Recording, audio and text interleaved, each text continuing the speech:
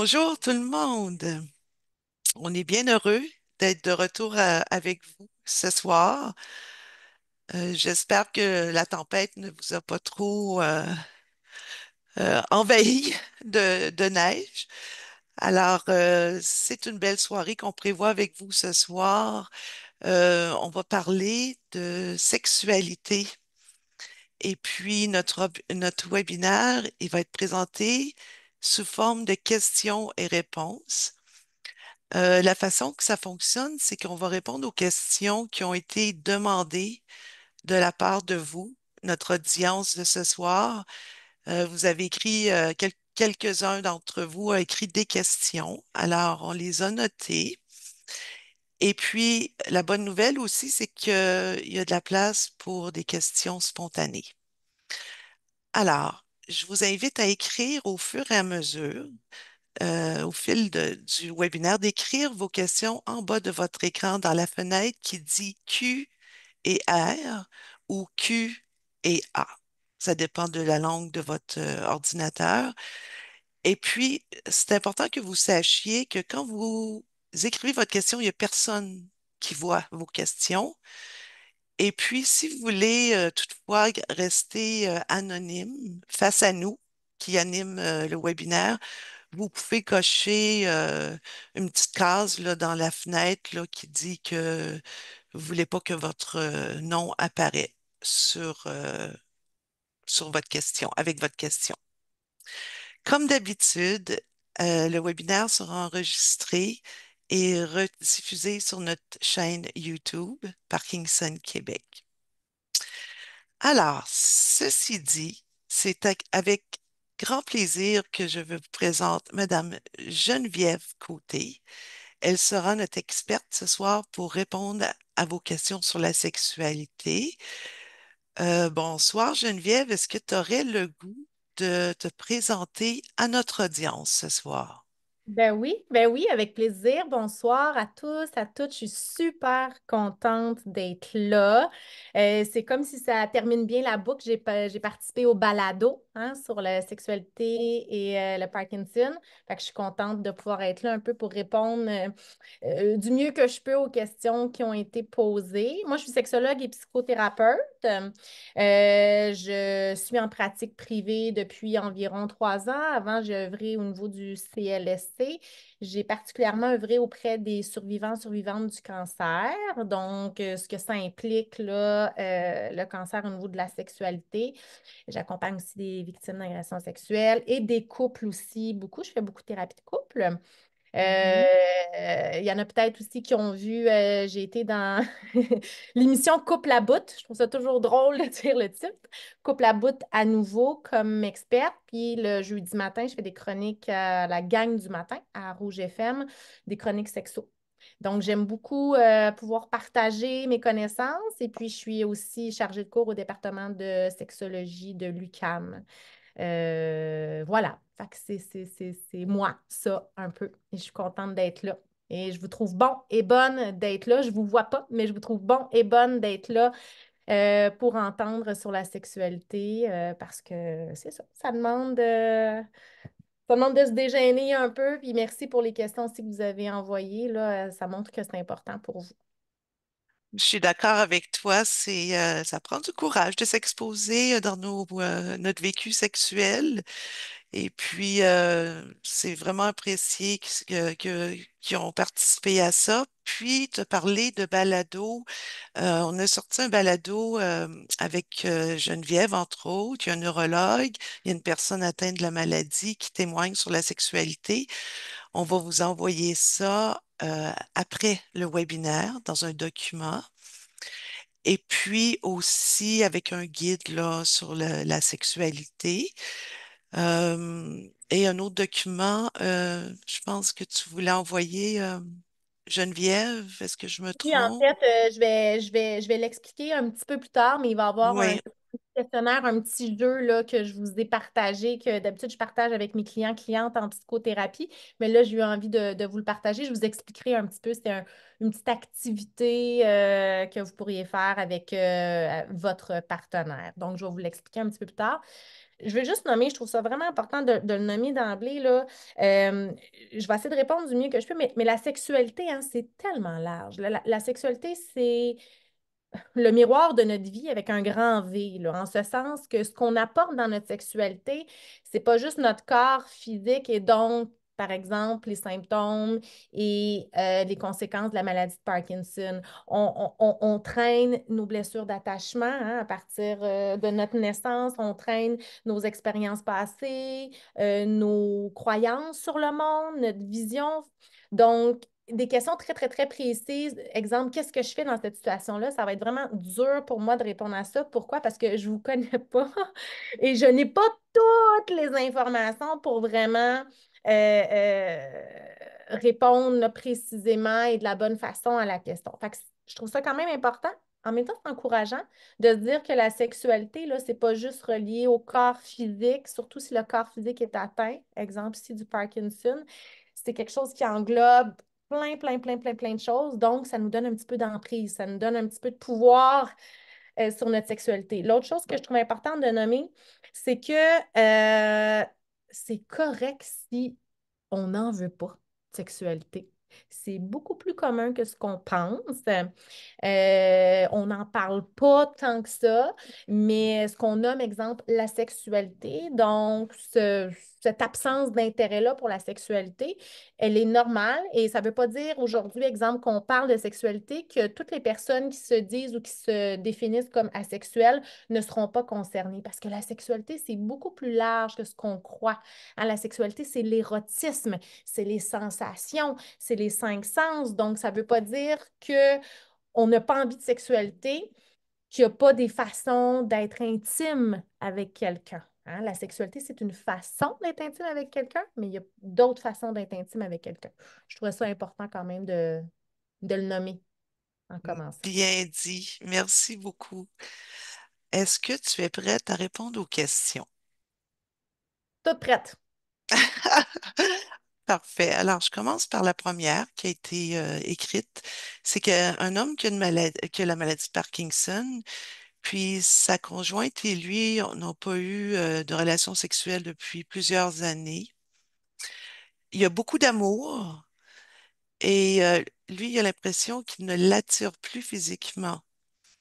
Mais sa conjointe lui dit que non, c'est pas de sa faute. Qu'est-ce qu'il pourrait faire? Est-ce que l'âge est important? Que je te dise l'âge ou... Et c'est quand même, oui et non, en ce sens que, tu sais, la sexualité, là, elle est aussi influencée par le vieillissement. Oui. Ça arrive souvent. Souvent, pas dans tous les cas, je sais qu'il y en a qui ont des diagnostics de Parkinson plus jeunes, mais souvent, le diagnostic va arriver un petit peu plus tard. Donc, exemple, à partir soixantaine. Donc, c'est normal qu'à partir de la soixantaine, il y ait, exemple, une diminution d'hormones, comme exemple pour les hommes, les androgènes, ou relié au vieillissement. La fonction sexuelle est influencée par le vieillissement. Fait que des fois, ça devient un petit peu difficile de faire, c'est-tu vraiment juste à cause du Parkinson? Ou c'est un mix Mhm. de Parkinson, de la médication, du vieillissement, parce que c'est quelque chose qui est normal de voir ta fonction sexuelle changer. Donc, ça, d'emblée, je tiens à le nommer, là. Tu sais, des fois, on a besoin de déterminer précisément c'est la faute à quoi, de qui, parce que dans le fond, on se sent impuissant, puis impuissante, puis on veut retrouver du pouvoir. Mais il y a bien des affaires qui se mélangent là-dedans. Donc, dans le fond, ce que je comprends là, de ce que la personne a Mhm. écrit, c'est que la personne elle a l'impression de ne plus attirer sa conjointe. Sa conjointe Mhm. dit c'est pas de ta faute. Mais là, Oui, c'est la ça. première affaire qui me vient, c'est mais elle répond pas vraiment à la question. Fait que je comprends que la personne qui écrit la question, ça soit mélangeant. Donc, qu'est-ce qu'on fait dans ce cas-là?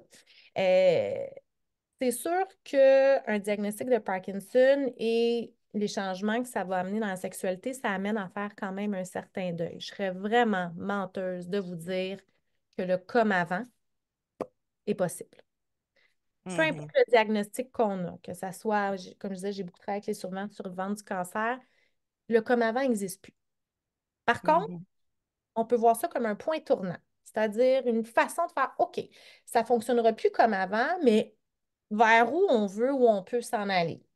Qu'est-ce qu'on aurait envie? Est-ce que ça serait l'occasion? Tu sais, quand on est bien dans nos joggings, là, on est bien dans nos joggings, mais il y a un trou dedans, on les jette, ben, on apprend à porter autre chose, puis tranquillement, on apprend à être à l'aise. Donc, ça peut être une occasion, justement, d'essayer des nouvelles choses. Là, quand même, qu'est-ce qu'on fait avec ça? C'est sûr que là, quand j'entends ça, j'ai l'impression qu'il y a des petits non-dits, là. Fait que c'est sûr que ça prendrait une conversation euh, honnête, Mhm. précise sur OK, ça se peut que je t'attire plus ou ça se peut que tu trouves ça difficile, mes changements corporels ou mes tremblements ou, tu sais, ou ne serait-ce que les expressions faciales, ça se peut que tu aies plus de difficulté à lire, ça c'est normal, hein, à lire mes signes que j'ai envie d'avoir une relation sexuelle ou donc idéalement, ça serait de le nommer clairement, d'avoir cette discussion-là, puis de voir un petit peu je trouve que ça, c'est un bon exercice que je vous encourage à faire si vous avez un ou un partenaire. C'est de faire l'exercice du sac à dos que j'appelle, c'est-à-dire d'aller fouiller ensemble dans votre sac à dos. Qu'est-ce que vous traînez comme expérience au niveau intime? Quand je dis expérience intime, là, ça peut être s'embrasser pendant une heure dans une voiture. Là, c'est pas obligé d'être organes génitaux sexuels. Mais si on fouille dans notre sac à dos qu'on traîne avec notre partenaire, hein, la première fois qu'on s'est senti vraiment proche, la première fois qu'on est allé au ciné-parc avec la personne puis qu'on a vécu un beau moment, si on fouille là-dedans, ben, des fois d'essayer de, ça ne sera pas pareil, le comme avant n'existe plus. Mais si on essaie de recréer ça, ah, je me souviens, cette fois-là, on était au restaurant, on avait bien mangé, on avait bu une bouteille de vin, puis on avait ri, on s'était raconté des choses honteuses qu'on avait faites. C'est un exemple que je donne. Ben, réessayez ça. Ça va être différent, mais ça va quand même vous permettre de vivre une forme d'intimité, puis ça va vous permettre de vous rapprocher. Fait que ça, c'est quelque chose que vous pourriez faire. C'est sûr que je vais prêcher pour ma paroisse, là. Je pense que ça vaudrait la peine aussi d'aborder la question avec un ou une professionnelle en thérapie de couple. Souvent, on pense à tort que on fait de la thérapie de couple juste quand on est sur le bord de se laisser. Quand il y a une crise. Moi qui fais beaucoup de thérapie de couple, je vous le dis, là, euh, des fois, c'est trop tard, puis tout ce qu'on fait, c'est éteindre des feux, OK? Versus un suivi avec un couple qui s'aime, qui a de l'amour, que les personnes ont envie de choisir encore, mais que pour X, Y raison, c'est difficile au niveau de l'intimité, mais de consulter en thérapie de couple avec un professionnel qui est là qui va pouvoir vous guider, qui va pouvoir aussi vous mettre à l'aise de dire les vraies choses, de nommer vraiment comment vous vous sentez, de mettre le doigt sur vos besoins, de vous proposer des façons de répondre à vos besoins, ben c'est sûr que ça pourrait aider. Fait que dans ce cas-là, là, ça serait ça que je dirais. Exercice du sac à dos, essayez d'avoir vraiment une conversation, même si c'est gênant, difficile, une conversation honnête sur qu'est-ce qui est en train de se passer, là, qu'il n'y ait pas d'éléphant dans la pièce, qu'il n'y ait pas de non-dit. Puis ça aide toujours de le faire avec un ou une professionnelle. Merci. Euh, L'autre question, est-ce normal? Je n'ai plus d'éjaculation ou très peu. Hmm, c'est super normal. Ce qu'on va voir le plus souvent, exemple, chez les hommes, au niveau des impacts du Parkinson, ça va être les difficultés érectiles et les troubles de l'éjaculation. Donc, c'est très normal. Pourquoi? Notre réponse sexuelle implique de façon organique, biologique, le système nerveux autonome. Le système nerveux autonome est essentiel pour une réponse sexuelle satisfaisante, hein. Le Parkinson atteint principalement le système nerveux autonome. Dans le système nerveux autonome, il y a le système parasympathique qu'on appelle. Il est super important pour l'orgasme, le système parasympathique. Le système parasympathique, c'est celui qui s'occupe de la détente, de l'état de sécurité, de l'état de calme, hein, que le corps a besoin. Donc, pour avoir un orgasme satisfaisant, puis ça, c'est la même chose. Il y en a peut-être qui se posent des questions par rapport à l'orgasme féminin aussi. Oui, exactement, oui. Pour avoir un orgasme, on a vraiment besoin du système parasympathique qui fonctionne bien. Fait que c'est sûr qu'avec une atteinte au système nerveux autonome, c'est comme si on part avec une petite difficulté là, en partant. Donc, c'est normal. L'important, c'est, tu sais, pour que la personne qui a posé la question, il ne faut pas que ça soit douloureux, par contre. Hein. Ça se peut qu'il y ait très peu d'éjaculation ou pas du tout. Mais là, si c'est douloureux, là, ça, il faut aller consulter, par exemple. C'est pas supposé d'être douloureux. Ce que j'observe aussi dans ma pratique, parce que j'ai des gens qui ont déjà consulté parce que, oh, plus d'éjaculation ou très peu, euh, c'est tout, c'est de se questionner aussi sur nos croyances, sur la vision qu'on a, par exemple, de la masculinité. Hein. Il y a comme quelque chose de masculin d'éjaculer. Puis, j'ai souvent entendu aussi, on dirait que mon orgasme est moins fort depuis que j'éjacule plus.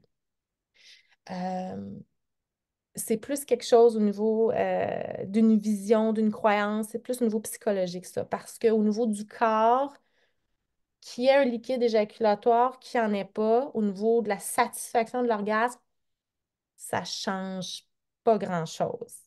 Ce qui va Mhm. changer peut-être, c'est oh, je sens que je suis moins homme ou on dirait mentalement, tu sais, si je vois quelque chose sortir, on dirait que ça confirme que c'était bon puis que c'était fort.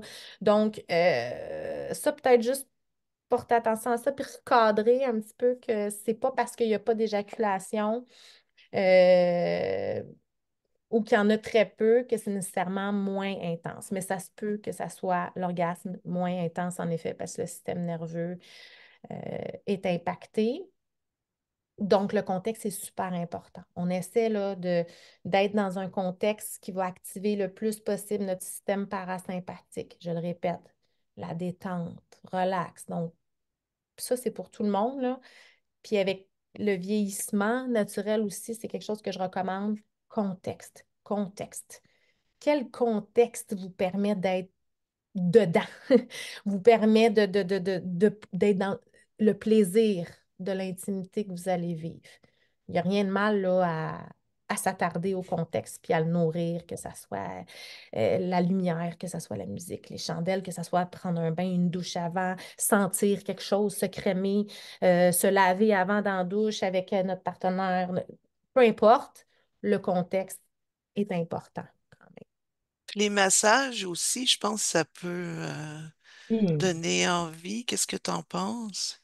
Oui, le toucher est super important de Mhm. conserver le toucher, mais je peux comprendre, là, parce que quand on a un diagnostic de Parkinson, il y a quelque chose aussi que la perception de notre corps change. Là. Notre Mhm. corps, on perd un certain contrôle sur notre corps. Fait que je suis vraiment sensible au fait qu'on n'ait peut-être pas tant envie de se faire toucher, ou au contraire qu'on a envie de se faire toucher, mais qu'on a peur de comment notre corps va réagir. Ce qui est important aussi de nommer, c'est que c'est normal. L'excitation, hein, vu que le système nerveux autonome s'emballe un petit peu, l'excitation va peut-être amener plus de dyskinésie, plus de tremblements parce qu'on est excité. Fait que ça, c'est Mhm. normal aussi. En même Mhm. temps, c'est juste bon signe. Ça veut dire qu'on on est bien excité. Mais je peux vraiment comprendre que ça peut être difficile. Mais oui, le toucher est super important parce que dans le fond, le Parkinson, un des enjeux, c'est qu'il y a un manque de dopamine. Hein. Sauf quand on prend, mettons, des agonistes dopaminergiques, là, mais il y a un manque de dopamine. Et le toucher, les massages va venir augmenter la production de dopamine et de cytocine aussi. L'ocytocine, c'est l'hormone de l'attachement. On en a beaucoup entendu parler, exemple avec l'allaitement. Hein, mais on sécrète de l'ocytocine quand on est avec notre partenaire là, de longue date puis on se fait flatter. On va sécréter de l'ocytocine. Donc, c'est sûr que idéalement, on essaie de pas du tout éviter les toucher, même s'il faut peut-être réapprendre à se toucher d'une certaine façon. Il faut apprendre à accepter que on va peut-être trembler pendant qu'on se fait toucher ou qu'on va réagir, ou on va être plus rigide pendant le toucher. Mais les touchés sont super importants. Et c'est très intime, hein? Mhm. C'est sexuel, tu sais, quand je disais que la sexualité, là, c'est pas juste génital, là, c'est très intime de se toucher, qu'on soit habillé, nu, que ce soit, c'est un exemple que j'ai nommé tantôt, de se laver dans la douche. Tu sais, la dernière fois qu'on s'est fait laver, c'était quand on était tout petit, 4 ans, par notre parent. Tu sais, c'est très intime, mais c'est très, comment dire, fort au niveau de l'attachement. Pas pour rien bien que le parent sûr. donne le bain à l'enfant. C'est un moment important au niveau de l'attachement. On prend soin, puis l'enfant est dans un moment de grande vulnérabilité, mais en même temps, il y a du plaisir. Il y a ça aussi, hein, tu sais, dans le bain, là. Pourquoi les enfants aiment tellement ça, prendre des bains? C'est parce qu'ils jouent, mais en même temps, il y a une proximité avec le parent et tout ça. Fait que je sais que ça fait bizarre parce que là, je mêle les parents avec ça, mais c'est quand même ça, la sexualité. La sexualité part de nos expériences d'attachement précoce. Et Mhm. fait que ça pourrait être quelque chose, exemple, que vous essayez de prendre une douche ensemble, puis de vous laver. C'est bien parce que tu réponds déjà avec des questions suivantes. Et la prochaine question, c'est que il y a quelqu'un qui demande le fait de prendre de la dopamine augmente, est-ce que ça augmente le besoin de sexualité? Je me demande si cette question-là a pas rapport avec les agonistes dopaminergiques. Exactement. C'est exactement ça. Les Mm, agonistes comme la LP-Dopa ou L-Dopa, pardon, les agonistes dopaminergiques, c'est une médication qui permet d'augmenter la production de dopamine. La dopamine, dans le fond, c'est le système de récompense. OK? mhm, Donc, quand on sécrète de la dopamine, notre système de récompense, il s'active. Donc, le système de récompense, ça le dit, récompense, plaisir, bienfait. Donc, c'est normal que quand on aime quelque chose, on veuille le répéter. Fait que si notre dopamine est, par exemple, avec cette médication-là, elle est très élevée, ben, ça va être quand même difficile de contrôler cette pulsion-là de vouloir avoir du plaisir. Donc, l'hypersexualité, puis on en parle dans le balado, puis je trouvais ça mhm. intéressant d'en parler parce que c'est là, c'est présent. Puis des fois, on s'imagine, ah, l'hypersexualité, wow! Non, ça vient avec ses défis parce que ça devient un petit peu, ça peut devenir obsessif ou ça peut devenir trop, justement. Fait que là, je suis pas en train de dire de ne pas prendre d'agonistes dopaminergiques, mais oui, il faut vous attendre si vous en prenez à peut-être vivre une hypersexualité. Aussi, ce qui est observé, c'est que, par exemple, souvent chez les personnes plus jeunes, atteintes de Parkinson, on va voir plus d'hypersexualité. Euh, et aussi chez les personnes qui prennent des agonistes dopaminergiques, si les personnes ont une tendance un petit peu euh, je vais dire, à la dépendance, ou sans être dépendant, là, mais tu sais, des comportements dépendants ou des comportements un petit peu plus compulsifs, ben c'est sûr que là, ça risque il y a plus de chances que ça devienne de l'hypersexualité. Euh, À ouais. titre d'information, encore que les gens pensent à ça, là, qui pensent à leurs médicaments versus comment ils sentent, les agonistes de la dopamine, on parle, vous verrez ça sur vos prescriptions, on parle de Pramipexole, Mirapex, on parle de Parlodel, Propinirole, Requip, ces médicaments-là. Peut-être qu'il y en a d'autres là, dans ces catégories-là avec les génériques, mais c'est les médicaments qui peuvent amener à une hypersexualité. On continue toujours. On a parlé que ça peut diminuer au niveau des érections, hein. Je pense que tu l'as mentionné. Oui, parce que le système nerveux autonome, C'est... c'est lui qui est central au niveau de la réponse sexuelle. Mais ça ne veut pas Mhm. dire qu'on a des difficultés érectiles, hein, que, exemple, nos érections ne sont pas satisfaisantes, que c'est juste à cause du Parkinson et du système nerveux autonome. Moi, exemple, là, j'en ai beaucoup en suivi individuel. Exemple, je vais avoir des hommes qui n'ont pas le Parkinson, mais qui vivent des difficultés érectiles parce que ce qu'on appelle, exemple, une anxiété de performance s'est installée. Pour qu'une anxiété de performance s'installe, ça prend, là, c'est plate, là, ça prend une mauvaise expérience. Ça prend une expérience, c'est pas tout le monde qui va réagir à cette expérience-là, mais ça prend une expérience où on n'a pas eu l'érection qu'on aurait voulu. Et là, si à ce moment-là, nos pensées viennent axer là-dessus, puis on a des pensées qu'on appelle automatiques, donc des pensées irrationnelles, émotives, du genre Ah, je suis pas bon, je suis pas capable, je suis pas un vrai homme. Oh non, ça va recommencer. Qu'est-ce que je fais si la prochaine fois ça réarrive? Tout ça, on appelle ça de l'interférence cognitive. Si on a de l'interférence cognitive comme ça, premièrement, tantôt je vous ai parlé du système parasympathique.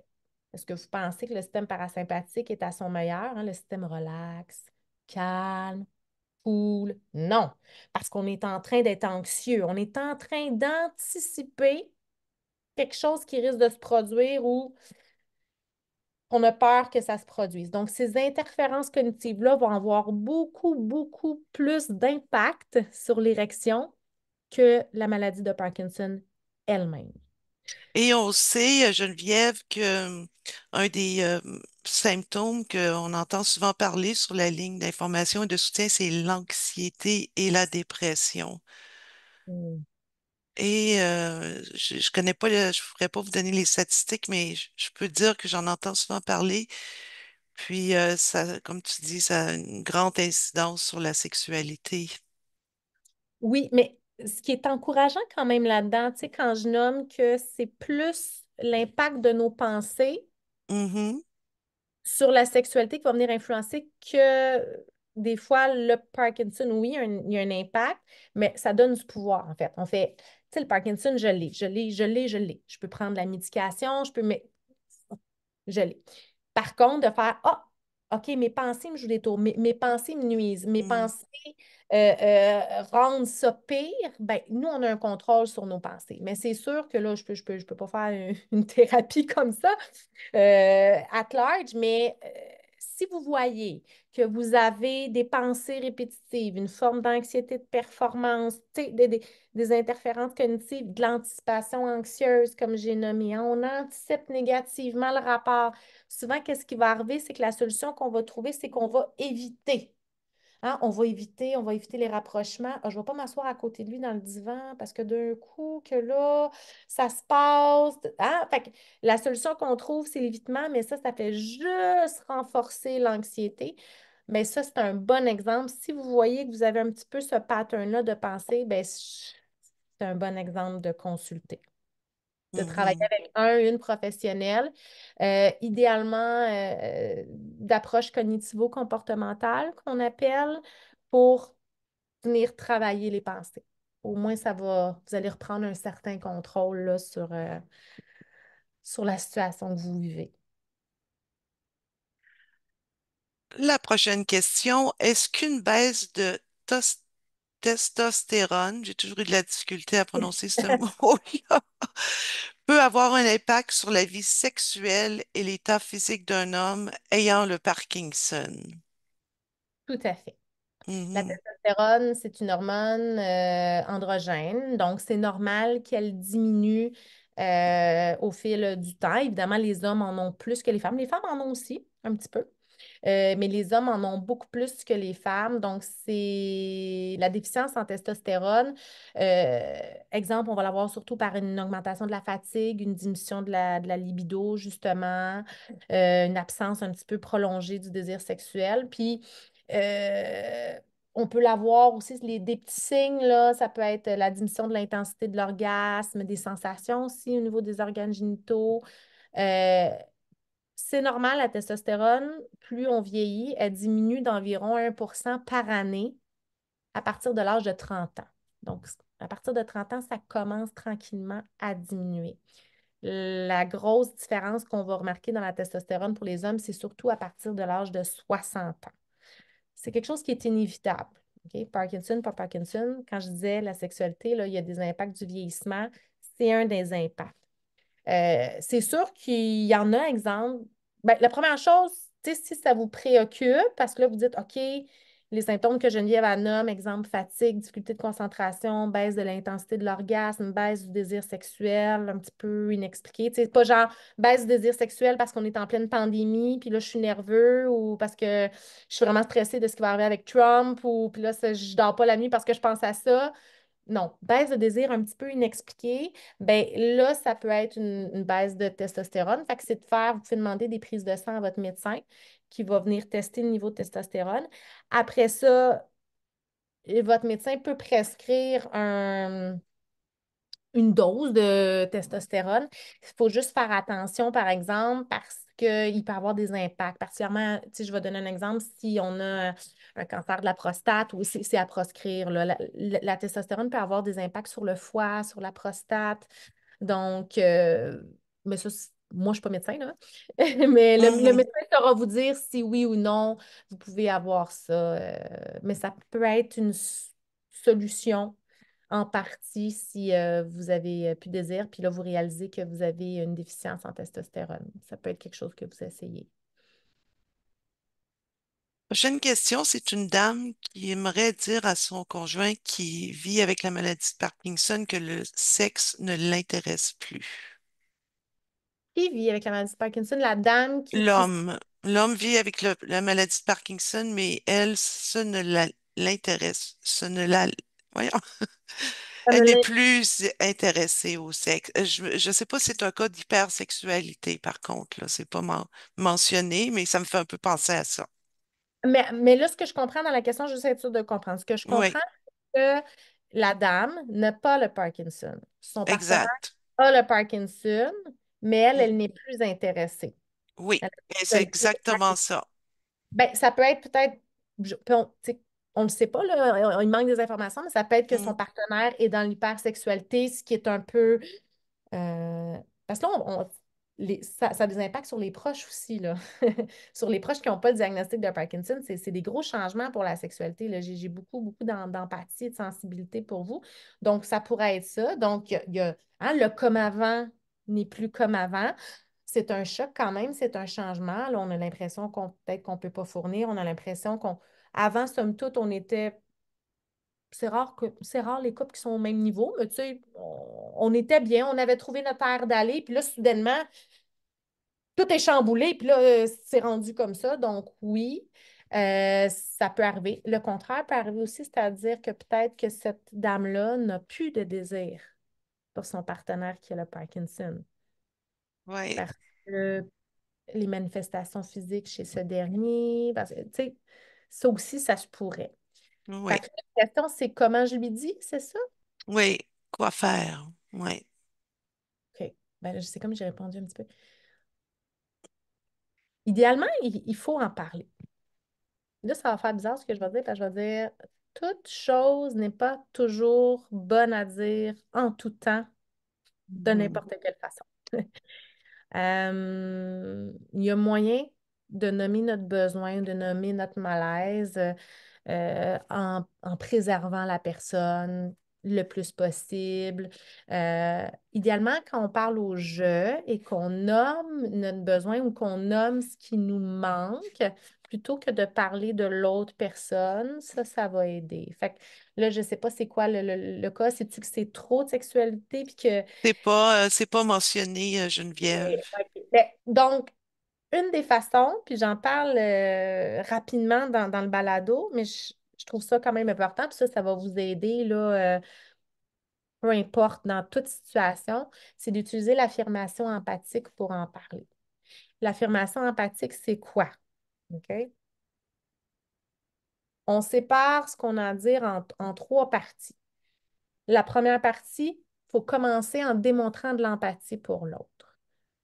Mettons qu'on prend l'exemple que son partenaire a de l'hypersexualité. Il y a beaucoup, beaucoup, beaucoup de désir parce qu'il prend des agonistes dopaminergiques, par exemple. OK? Mettons qu'on prend cet exemple-là. Fait que de commencer avec de l'empathie, ce serait de dire, par exemple, euh, je comprends que depuis que tu prends ta médication, la sexualité a vraiment pris plus de place dans ta vie. Hein? On montre de l'empathie. On montre qu'on est sensible à l'autre personne, qu'on comprend l'autre personne. Première partie. Deuxième partie, on nomme ce qu'on a à nommer de façon claire au jeu. OK? On a la première partie, empathie. Je comprends que depuis que tu prends des agonistes dopaminergiques, tu as un plus grand besoin de sexualité, mais moi, je me sens pas bien là-dedans parce que là, je sens que je peux pas répondre à tes besoins, je me sens pas, je me sens inadéquate, je me sens plate, peu importe. Mais vous voyez, je parle au jeu. Hein? Je suis pas en train de dire, toi, t'es trop. Toi, tu n'as pas d'allure. Toi, non. Je suis en train de dire, moi, hein, la situation me fait sentir comme ça. Hein, je ne peux pas répondre à ton besoin, puis ça me fait sentir poche, puis ça me fait sentir pas une bonne blonde, puis ça me fait sentir pas normal ou peu importe, OK? Ça, c'est la deuxième partie. Et la troisième partie, on nomme ce qu'on aurait de besoin ou pourquoi la demande qu'on veut formuler est importante pour nous. Donc, troisième partie, j'aurais besoin qu'on trouve, peut-être qu'on en discute, qu'on trouve un terrain d'entente, que ce soit au niveau de la fréquence, ou au niveau de comment qu'on fait ça, ou j'aimerais ça qu'on trouve une solution ensemble pour que toi, tu sois content, mais que moi aussi, je me sente libre et je ne ressente pas de pression. Voyez-vous? Fait qu'on sépare en trois parties. Empathie, hein, on reconnaît la situation de la personne. Deuxième partie, au jeu, on dit comment on se sent et ce qu'on a de besoin. Puis troisième partie, pourquoi on a besoin de ça, pourquoi c'est important pour nous. Ça peut être une bonne façon de le nommer.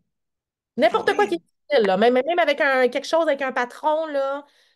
Vous voulez une augmentation de salaire, là, puis vous ne savez pas trop comment le dire, là. C'est l'utilité, ça, là. Puis aussi, je me dis le bon timing avant de faire cette intervention-là avec les gens. Tu sais, il faut ça. Je sais pas qu'est-ce que tu en penses, Geneviève, mais tu sais, de s'arranger pour le faire quand que les gens sont tranquilles, qu'il n'y a pas trop de distractions, puis qu'il y a une ouverture d'esprit, que les gens sont de bonne humeur. Qu'est-ce C'est que tu en super penses? important. Oui, Anne, c'est Ouais. super important ce que tu dis. C'est pour ça que je disais, toute chose n'est pas toujours bonne à dire en tout temps. Il faut choisir Mm, le moment. Si la personne est préoccupée, si on n'est pas seul, c'est pas le moment d'aborder ça. Donc, on choisit un moment où la personne est relativement calme, ou nous aussi, on est relativement calme, mhm. on est bien. Euh, Si on vient d'avoir une chicane, c'est pas le moment de sortir ça. On s'écoutera pas bien, là. Donc, de vraiment bien choisir le moment, oui. L'autre question, c'est quoi les problèmes? Il nous en reste trois, en fait. Ça va quand même assez vite. Quels sont les problèmes sexuels les plus souvent vécus à cause du Parkinson? Bien, c'est sûr ce qu'on va observer, là, principalement, exemple, chez les femmes, là, 80 des femmes environ qui vont avoir un diagnostic de Parkinson vont développer une baisse importante de désir. Ça, on va voir ça vraiment, vraiment beaucoup. Euh, Puis c'est ça qui est maudit, hein, parce qu'avec les agonistes dopaminergiques, on a le contraire, on a l'hypersexualité, puis avec tu sais, le Parkinson, sans cette médication-là, on a l'autre extrême. On a Mm, la perte de désir. Donc, ça, c'est ça qu'on va voir le plus souvent. Aussi, c'est normal, ça se peut qu'il y ait une diminution de la lubrification vaginale. Ça, c'est le genre de choses qui vient aussi avec l'âge, selon l'âge à laquelle on a eu le diagnostic de Parkinson. Mais avec l'âge, c'est normal, nos parois vaginales s'amincissent. Hein, c'est comme si nos parois elles deviennent minces, minces, minces. Donc, si on s'imagine qu'il y a un frottement, plus les parois sont minces, plus ça s'assèche rapidement et plus ça peut créer de la douleur. Fait que c'est sûr que si on a une diminution de la lubrification, ben, on risque d'avoir un petit peu plus de douleur lors des relations sexuelle. On a-tu envie de recommencer quelque chose qui nous fait mal? En général, non. Fait que c'est sûr que là, oups, ça vient influencer notre désir aussi. Donc, ça, c'est ça qu'on va observer. Fait que, c'est super important, des bons lubrifiants. Exemple, si on est une femme, puis c'est un peu ça qu'on vit, puis pour avoir accompagné beaucoup de survivantes du cancer du sein particulièrement, souvent un cancer du sein, ils vont avoir une ménopause induite. Donc, peu importe l'âge, là. Moi, j'ai eu des clientes, là, 30 ans, cancer du sein, 40 ans, cancer du sein, ménopause induite. Ah ouais, la ménopause rentre dans le tapis. Parce qu'il y a ça aussi qu'il faut tenir compte, là. La ménopause crée ça, diminution de la lubrification, baisse de désir.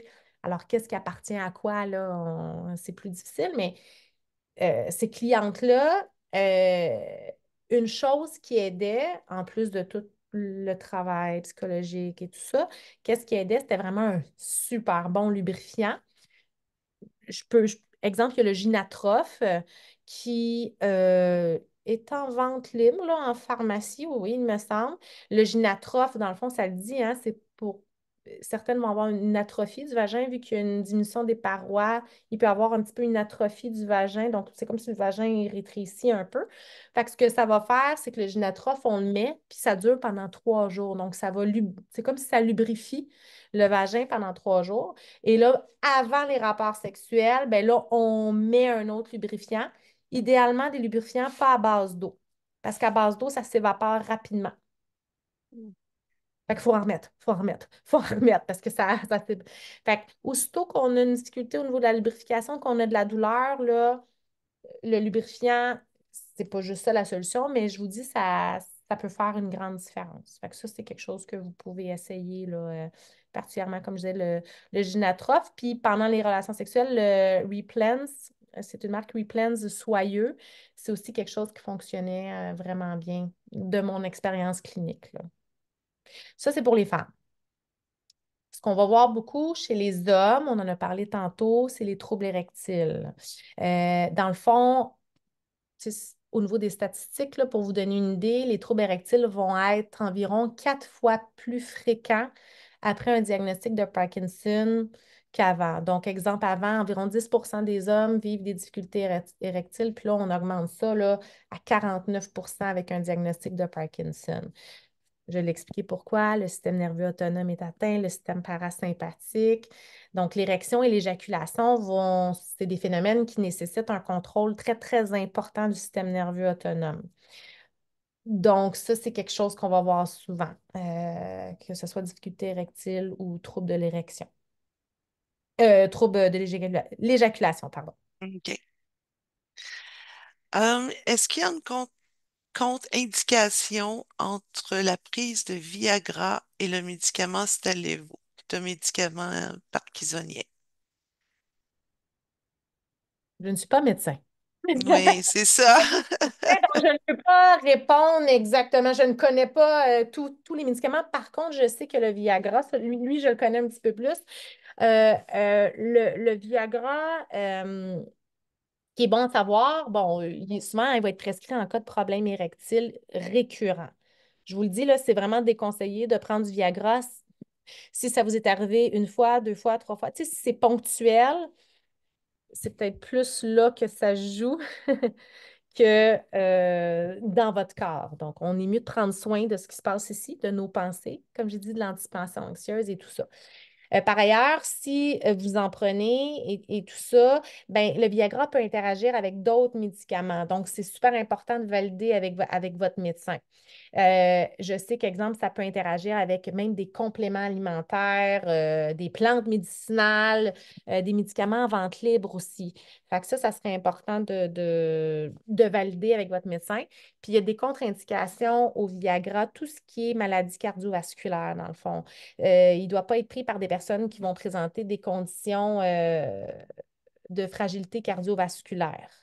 Euh, des personnes qui ont eu récemment un accident vasculaire cérébral ou même des personnes qui ont une sensibilité au sildenafil ou autres composantes de ce médicament-là. Fait que c'est sûr, si vous avez là, une fragilité au niveau cardiovasculaire, on ne prend pas ça.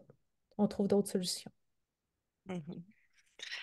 Notre dernière question qui a été demandée par notre audience est quoi faire au niveau des fuites urinaires lors des rapprochements? Une bonne question parce que ça arrive. Oui, oui, oui. Mais là, au risque que ça soit tabou, parce que malheureusement, c'est encore tabou. Ce qui arrive aussi, il y a l'éjaculation féminine hein, qui existe. Ça aussi, ça arrive. Puis ça aussi, ça fait... c'est beaucoup de liquide qui peut être présent lors d'une relation sexuelle. Donc, les fuites urinaires peuvent arriver, mais l'éjaculation féminine peut arriver aussi. Il y a des femmes qui ont de l'éjaculation féminine puis qui ont une super belle sexualité parce que justement, elles savent à quoi s'attendre. Donc, déjà qu'on sache à quoi s'attendre, ça pourrait arriver. Déjà, ça nous donne un petit peu du contrôle sur la situation. Vous ne pouvez pas essayer de cacher ça là, à votre partenaire. Si, exemple, vous êtes une personne célibataire, puis vous avez on est mieux, honnêtement, de le nommer d'emblée que ça se peut que ça arrive. Comme ça, déjà, on élimine le choc que ça peut être ou la honte que ça peut amener.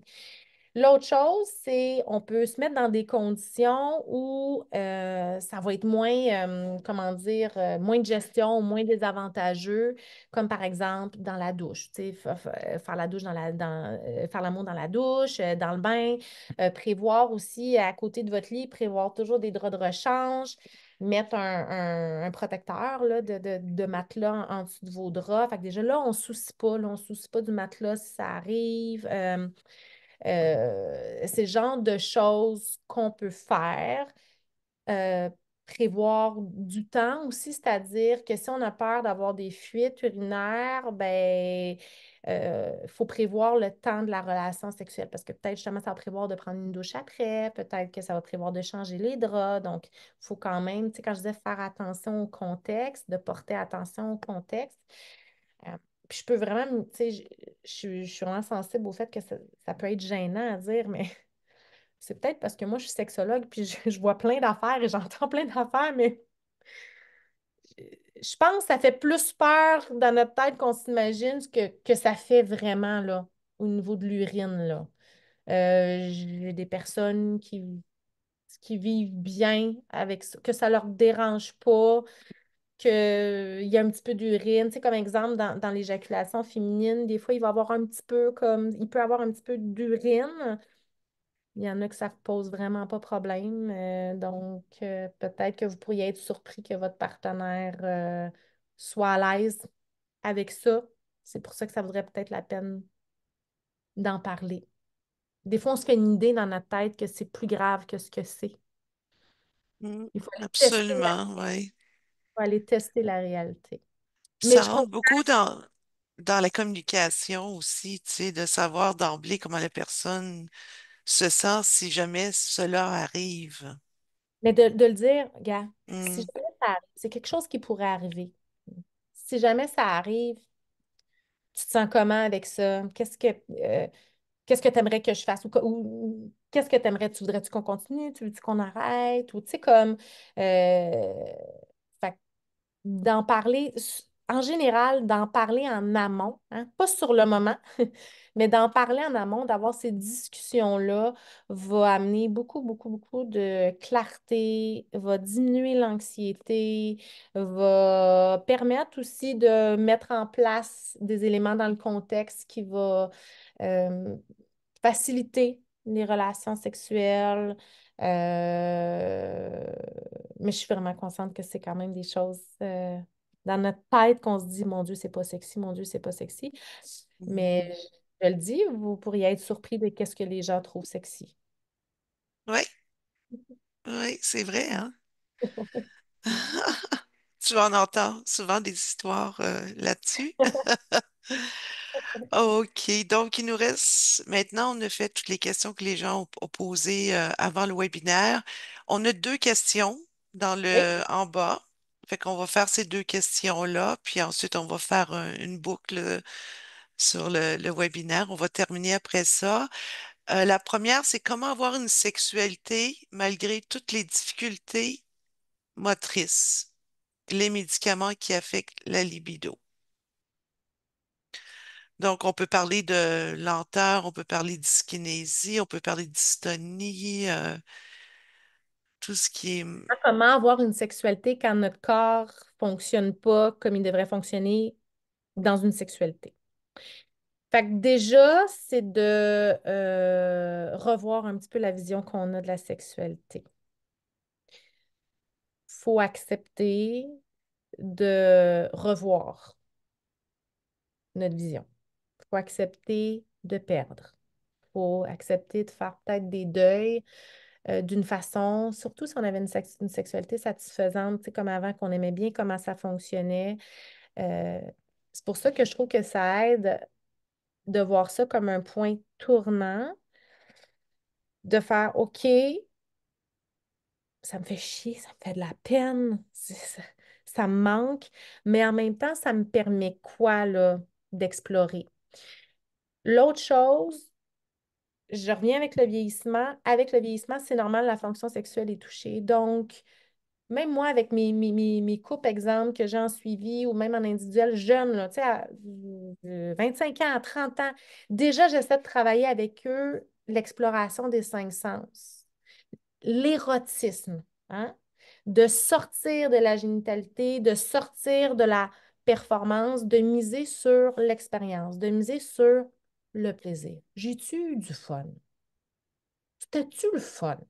Si on a eu du fun, ben, on a vécu une relation sexuelle satisfaisante, qu'il y ait eu orgasme, qu'il n'y ait pas eu orgasme, qu'il y ait eu une érection satisfaisante, peu importe. Puis quand je dis avoir du fun, c'est cet érotisme-là à explorer. Je vais donner un exemple. Je me rends compte que les odeurs, hein, les cinq sens, les odeurs sont vraiment importantes pour moi. Fait que d'intégrer des odeurs dans votre exploration de la sexualité. À chaque fois que vous avez une relation intime, ben, vous faites brûler une nouvelle chandelle qui sent quelque chose, vous vous mettez tu sais, vous mettez des crèmes sur le corps qui vous amènent à vivre ce sens-là. Donc, même si on a des tremblements, même si on a des rigidités, ben, on est quand même en train de vivre un sens qui nous fait du bien. Tu sais, une relation sexuelle là, réussie, là, ça peut être on a eu un fou rire, là. Tu sais, c'est ça qu'on a eu, pas d'orgasme, il n'y a pas vraiment eu de pénétration, mais on a eu un fou rire, puis on était là tout nus ensemble, puis on riait parce que pour X raisons, mon partenaire a pété, ça me fait rire, mais c'est réussi parce que le but de la sexualité, c'est l'intimité. Fait que si on mise sur l'intimité, ça va nous aider. Par contre, je suis vraiment, vraiment, vraiment consciente qu'il y en a beaucoup qui aiment ça, la sexualité sexuelle, c'est-à-dire la Mhm. génitalité. C'est normal. Quand on aime ça, c'est très agréable, euh, ben, c'est sûr que ça va demander là, de faire un deuil, puis Puis je dis de faire un deuil, mais ça ne veut pas dire que toutes les relations sexuelles ne fonctionneront pas. Hein. C'est de garder espoir aussi. Puis si on mise sur le contexte, ben peut-être qu'à un moment donné, on va en avoir une vraiment satisfaisante au niveau génital. Puis ça va nous remplir, puis on va être content parce que celle-là elle va avoir été satisfaisante. Ce que je vois souvent, c'est qu'on trouve comme solution l'évitement.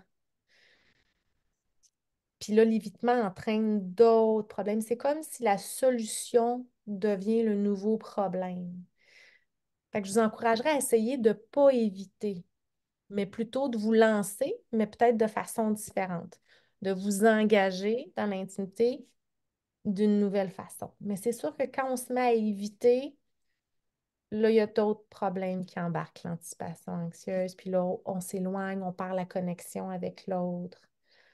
Puis en général, dans la sexualité, si on mise sur le plaisir et non sur l'aboutissement ou le résultat, on va être gagnant. Le but, c'est d'avoir du fun. Oui, Là-dessus, mais c'est oui, complexe. oui. Je suis consciente que c'est complexe, puis il y a plein d'affaires qui rentrent en jeu. Mais, je trouve Mais qu'il y a, il y a un balado, puis même un livre vraiment intéressant de Emily Nagoski. Euh, En français, il me semble, c'est Réjouissez-vous.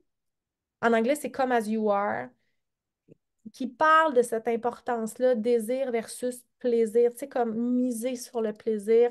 Elle parle aussi, puis elle a un balado, Come as you are aussi, puis elle a un livre. Elle parle aussi des impacts du vieillissement, exemple, sur la sexualité. Fait que c'est quelque chose aussi peut-être qui pourrait vous aider si vous avez envie de lire ou d'écouter ce balado-là. qu'est-ce que tu ajouterais à la dernière question? C'est une personne, je sens que tu as déjà répondu, mais peut-être que tu penses à d'autres éléments. Elle a 40 ans. On appelle ça une jeune diagnostiquée. Puis elle se demande, c'est que son corps a beaucoup changé, les capacités ont changé. Comment garder la flamme allumée pour une personne de 40 ans? Je sens que tu as répondu un peu à ça, Comme mais miser sur les cinq sens, miser sur le plaisir. ouais. Voir ça, quand je dis voir ça comme un point tournant, voir ça comment, tu sais, quand je dis on est bien dans nos joggings, mais là, on est forcé de jeter nos joggings. Fait que, OK, tant qu'à les jeter mes joggings, moi, je veux m'en aller où? Euh, là, j'ai un exemple extrême là, qui me vient, mais c'est parce que c'est juste pour donner une image claire. Moi, j'ai jamais été dans les kinks qu'on appelle, tu sais, le kinky, c'est-à-dire, mettons, exemple, rapport domination-soumission. C'est un exemple. Tu sais, dans les rapports domination-soumission dans la sexualité, il n'y a pas toujours une sexualité pénétrative ou on vit quelque chose, on est dans un jeu de rôle qui nous amène à vivre une excitation et à avoir l'impression qu'avec notre partenaire, on vit une intimité profonde. Est-ce que ça pourrait être le moment d'aller explorer ce genre d'affaires-là? C'est un exemple que je donne, là. Tu sais, vous De comprenez? créer des scénarios, là. Oui, je parle de jeu de rôle. Est-ce que, OK, Mhm, je sens que mon corps fonctionne plus comme je voudrais qu'il fonctionne dans ma sexualité, mais pourquoi je, pourquoi j'arrêterais de nourrir ma sexualité? Je pourrais essayer des jeux de rôle, essayer ça. Tu sais, comme de transformer la situation qui me brime en reprise de pouvoir pour faire, oh ouais, tu me brimes de ça, ben moi je décide, voici ce que je décide d'en faire. Moi, je vais en mhm, faire quelque chose de ça. Tu sais. Je sais que c'est beaucoup plus facile à dire comme ça, là, que tu sais, ça demande du temps, puis ça demande du travail sur soi, mais tu sais, tu sais, ça me fait penser, par exemple, des fois, ça va arriver, hein, des fractures du pénis, ça existe, hein, des fractures du pénis. Puis là, on peut plus, tu sais, comme pendant une période de temps, puis là, le pénis change de forme, puis il y a de la douleur, puis ça. Mais quoi, ces personnes-là aussi, ils ont plus de sexualité, puis souvent, ça va arriver chez des personnes plus jeunes, justement. Mais non, on cherche d'autres alternatives. Fait que on dirait que l'affaire que j'ai envie de nommer à cette personne-là qui a 40 ans, c'est qu'un, elle n'est pas seule. Parce qu'il y en a, comme je dis, qui ont des cancers du sein à 40 ans, qui ont des. Et il lui reste beaucoup, beaucoup de temps pour explorer et trouver des nouvelles façons mhm. de se découvrir. Parce que dans la sexualité aussi, c'est des parties de nous qu'on exprime. Puis honnêtement, là, ça fait un petit bout que je fais de la psychothérapie puis que je suis sexologue, là. C'est rare que j'ai vu quelqu'un explorer toutes les parties de lui-même ou d'elle-même dans sa sexualité, là, puis d'arriver dans mon bureau pour faire, moi, j'ai tout exprimé mes petites parties de moi. Mhm. On peut toujours en exprimer plus. Fait que ça peut être une occasion d'essayer de voir ben, quelle partie de moi peut s'exprimer dans ma sexualité. Ça, c'est le genre de choses qu'on peut faire Super. avec un sexologue et psychothérapeute. Il y a un commentaire à la fin de la fenêtre pour les questions spontanées. Il y a quelqu'un qui dit de Parkinson, Bas-Saint-Laurent, qui aimerait avoir de tes services pour faire un atelier avec ses membres. Alors, je te passe le message. C'est dit, c'est écrit, c'est dit. OK. Ben, tu pourras donner mes coordonnées, Anne. Tu pourras donner mes OK. coordonnées pour faire un atelier. Là, ça, c'est avec plaisir. Je tiens quand même à nommer là, parce que je suis complète. Attends, en suivi privé, là, en suivi individuel Mhm. ou de couple, je suis complète présentement, mais si les gens, tu sais, ils peuvent m'écrire pour. Même si je suis complète, là, tu sais, je vais leur répondre. Puis des fois, je peux ajouter des gens à ma liste d'attente quand ma liste d'attente n'est pas trop pleine, là, mais pour l'instant, je suis complète. Mais je vais toujours répondre quand même si j'ai des demandes. OK, merci beaucoup, Geneviève. Si on n'a pas répondu à vos questions ce soir, puis que vous voulez discuter de votre sexualité, aller recevoir un soutien, ben, téléphonez-nous à Parkinson Québec au 1-800-720-1307. On prendra le temps de vous écouter et de répondre à vos questions. Pour celles et ceux qui ont participé au webinaire de ce soir, comme d'habitude, vous allez recevoir un questionnaire de satisfaction. On prend le temps de lire, ça nous intéresse et on écoute vos demandes et vos besoins. Et vous allez recevoir le livret sur la sexualité avec le balado qu'on a fait récemment avec Geneviève Côté, notre invitée de ce soir. Je peux juste Euh, nommer mon petit document là, ma petite oui, ça serait un que je, bon timing. je veux juste vous expliquer un petit peu. Là. Fait que vous allez voir là, dans les documents que vous allez recevoir, il y a un petit questionnaire. qui s'intitule là, Pratiques sexuelles et intimes flexibles. OK? Vous allez voir, il y a différentes pratiques et là, vous pouvez en rajouter. Je vais donner un exemple, se masser nu ou prendre une douche ensemble et se laver. Tu sais, c'est des exemples comme ça. Il y en a qui sont plus génitales aussi. Donc, il y a différentes activités, moments intimes qui sont proposés. Et là, si vous voulez faire un jeu où ça va ouvrir la conversation, justement, parce que la communication, c'est tellement important, vous imprimez deux copies avec votre partenaire. Donc, vous avez une copie, votre partenaire a une copie. Et là, vous répondez. Il y a trois colonnes. Je suis intéressé, moyennement intéressé par la pratique et pas du tout intéressé. Et là, vous remplissez ça chacun de votre côté. Vous mettez des X, des crochets dans les bonnes colonnes. Fait qu'exemple, si je suis très intéressée à se laver mutuellement sous la douche, bien, je vais cocher dans la case Je suis très intéressée. On répond à ça chacun de notre côté. Et là, à un moment opportun, où on est là, où on est disponible, où on est dans un bon mood, où on a, tu sais, avait un bon petit souper, peu importe, verre de vin, mocktail, peu importe, moi je suis très pour les mocktails. Euh, on se partage nos réponses. Ah, t'es intéressé à ça? Ben voyons, je savais pas. Tu me l'as jamais dit. Donc, ça crée la conversation, mais en plus, ça donne des idées de pratiques sexuelles qui sont pas uniquement génitales et qui peuvent nous amener à explorer notre sexualité dans les cinq sens d'une autre façon. Fait que ça ouvre la conversation. Ça se peut qu'emmener, on se voit, hey, les deux, on est intéressés par ça, puis on ne l'a jamais essayé. Ah ben, Colin, c'est la prochaine chose qu'on va essayer. Des fois, ça peut créer une discussion aussi. Ah, tu es très intéressé par ça, puis moi, je ne suis pas du tout intéressée par ça. Donc, on va pouvoir au moins en discuter.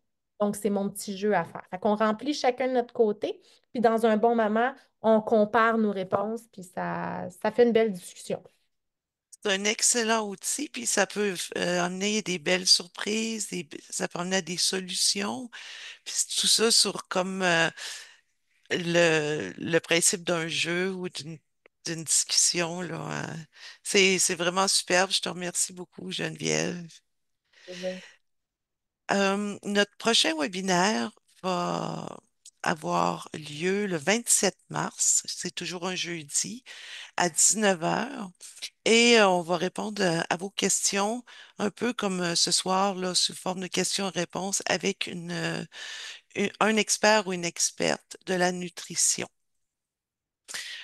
Je vous invite à visiter notre site internet parkinsonquebec.ca. On a beaucoup de nouveautés et à vous inscrire aussi à notre infolette afin de recevoir des informations sur nos activités à venir ou tout simplement sur les nouveautés concernant le Parkinson. Pour terminer, je tiens à remercier Geneviève Côté, notre experte de ce soir. Merci Geneviève. Est-ce que tu voudrais dire un au revoir à notre public ce soir?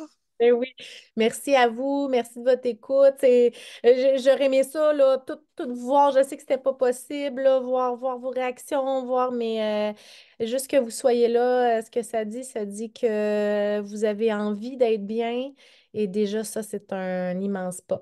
Donc, voilà, je vous encourage à aller dans cette direction-là, puis à miser sur le plaisir. Merci à toi d'avoir donné tant de trucs à notre communauté, avoir répondu à leurs questions. J'aime beaucoup ton dynamisme, ta, ta simplicité. C'est vraiment plaisant de travailler avec toi. Je suis certaine qu'ils ont apprécié ton attitude et tes connaissances ce soir. Merci beaucoup, Geneviève. Je tiens à remercier Oriane pour son soutien, aussi pour ses conseils dans la préparation et l'assistance de tous nos webinaires. Hans, qui est avec nous, on la voit pas, sa caméra est coupée, mais elle est là pour le soutien technique. Merci beaucoup, Hans. Là, Euh, Merci. Et pour un grand merci à Diane pour son soutien. Elle est bénévole pour Parkinson Québec et elle aide notre communauté à s'inscrire et à se connecter à nos activités en ligne. Et bien sûr, à vous, nos chers participantes et participants, on apprécie beaucoup votre participation. On est content de faire ces webinaires-là pour vous. Alors, au nom de Parkinson Québec, nous vous souhaitons de passer une super belle soirée et nous vous disons à la prochaine. Prenez bien soin de vous. Bye bye.